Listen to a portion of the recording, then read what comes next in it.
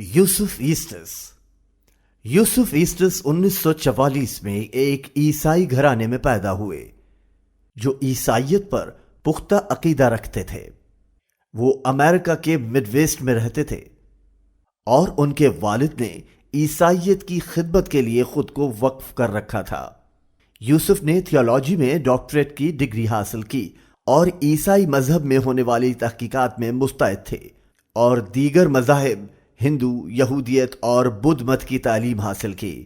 یوسف اور ان کے والد ایک ساتھ کاروبار بھی کرتے تھے۔ انہوں نے لاکھوں ڈالرز کمائے لیکن ذہنی سکون نہ پایا جو صرف حقیقت کو جاننے اور رہنمائی کے لیے صحیح راستہ تلاش کرنے کے ذریعے ہی مل سکتا ہے۔ ایک روز ان کے والد نے انہیں بتایا کہ ایک مصری شخص ہمارے پاس آئے گا جن کے ساتھ ہم مختلف قسم کے سامان و فروخت کرنے کا کاروبار کر سکتے ہیں اور ہم اپنی تجارت کو ایک بین الاقوامی برانڈ بننے میں وسعت دے سکتے ہیں جو اس فینکس کی سرزمین تک پھیل جائے گا۔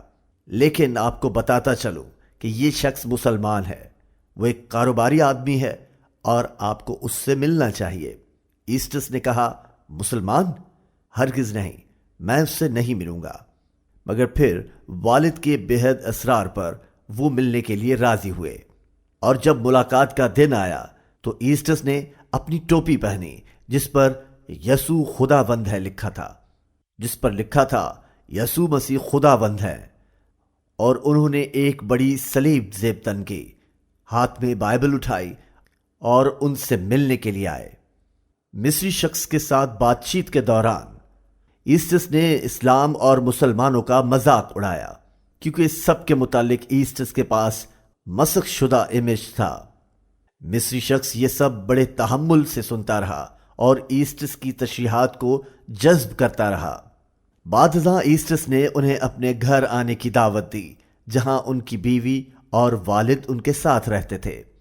جس دن مصری ان کے پاس آیا تو ایسٹس نے ایک پادری کو بھی مدعو کیا جو ایک وکیل اور عیسائی عالم تھا۔ اس ملاقات میں مصری مسلمان شخص، ایسٹس، کیتھولک پادری، ایسٹس کے والد اور ایسٹس کی اہلیہ موجود تھی۔ دوران گفتگو ان سب کے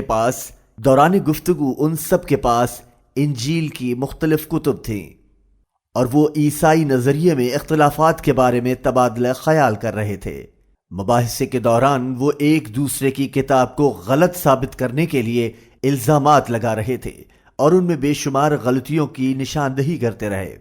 مصری مسلمان شخص خاموشی سے اس کا مشاہدہ کر رہا تھا اور ان کی اختلافات پر حیرت زدہ تھا، اور پھر انہوں نے مصری مسلمان محمد سے پوچھا، آپ کے مذہب میں قرآن کی کتنی اقسام ہیں؟ محمد نے کہا، صرف ایک۔ قرآن پاک اسی طرح ہے جیسا کہ 1400 سال قبل عربی زبان میں نازل ہوا تھا۔ وہ یہ جواب سن کر ہکا بکا رہ گئے، جبکہ ایسٹس بائبل میں مختلف تضادات کے متعلق استفسار کرتے رہتے اور یہ بھی کہ کیسے 3 خدا مل کر ایک بنتا ہے۔ انہوں نے ایسے کئی سوال اپنے پادریوں سے پوچھے مگر تسلی بخش جوابات نہ ملے کہ جن کو سن کر کوئی عقل مند شخص قائل ہو سکے۔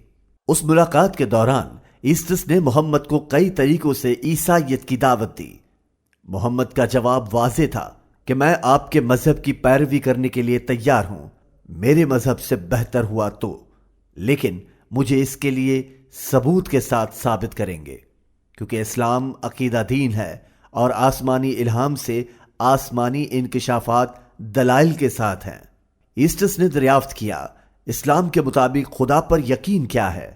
محمد نے سورہ اخلاص عربی میں پڑھی اور پھر اس کا ترجمہ کیا کہ آپ کہہ دیجئے کہ وہ یعنی اللہ ایک ہے، اللہ بے نیاز ہے، اس کی اولاد نہیں اور نہ وہ کسی کی اولاد ہے اور نہ کوئی اس کے برابر کا ہے۔ یہ سن کر وہ حیران رہ گئے کہ وہ اسلام کے متعلق سراسر گمراہی میں ہے۔ لہٰذا ایسٹس نے اسلام کی حقیقت جاننے کے لیے تحقیق شروع کی اور یہ تحقیق 3 ماہ تک جاری رہی۔ ایک روز کیتھولک پادری نے محمد سے فرمائش کی کہ وہ اپنے ساتھ انہیں مسجد لے کے جائیں۔ محمد انہیں 2 مرتبہ اسلامک سینٹرز میں لے گئے۔ وہاں انہوں نے مسلمانوں کو وضو کرتے نماز پڑھتے اور دعا کرتے دیکھا۔ یہ سب دیکھنے کے بعد جیسے وہ گھر لوٹا تو اعلان کیا کہ میں گواہی دیتا ہوں کہ اللہ کے سوا کوئی دوسرا معبود نہیں ہے، اور میں گواہی دیتا ہوں کہ محمد اس کا رسول ہے، اور یوں اسلام قبول کیا۔ ایسٹس نے جب اس سے دریافت کیا کہ کیا آپ کو یقین ہے کہ آپ کیا کر رہے ہیں، کیونکہ ایسٹس خود اسلام قبول کرنا چاہتے تھے، اور یہ بتانے جب اپنی اہلیہ کے پاس گیا تو اس نے کہا مجھے لگتا ہے میں اب آپ کے ساتھ اپنا رشتہ جاری نہ رکھ سکوں گی۔ میں نے اس سے پوچھا کیوں؟ کیا تمہیں لگتا ہے کہ میں مسلمان ہو جاؤں گا؟ تو اس نے کہا نہیں، لیکن میں اسلام قبول کرنا چاہتی ہوں۔ تو میں نے اس سے کہا میں بھی مسلمان بننا چاہتا ہوں، اور یوں میں سجدہ ریز ہوا اور کہا اے میرے خدا مجھے ہدایت فرما، اور اسی لمحے میں نے اپنے دل میں اسلام کے لیے بے حد راحت اور پیار محسوس کیا اور مسلمان ہونے کا اعلان کیا۔ یہ 1991 کی بات ہے، اور بعد میں ان کی اہلیہ اور ان کے والدین نے بھی اسلام قبول کر لیا۔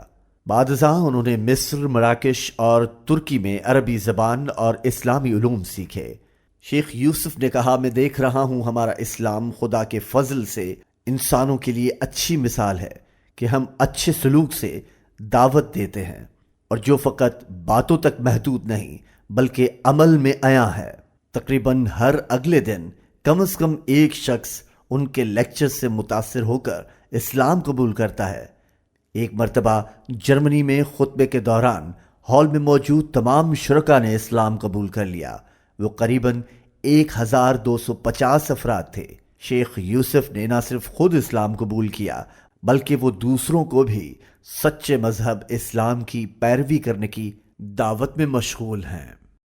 يا أيها الذين آمنوا اركعوا واسجدوا واعبدوا ربكم وافعلوا الخير لعلكم تفلحون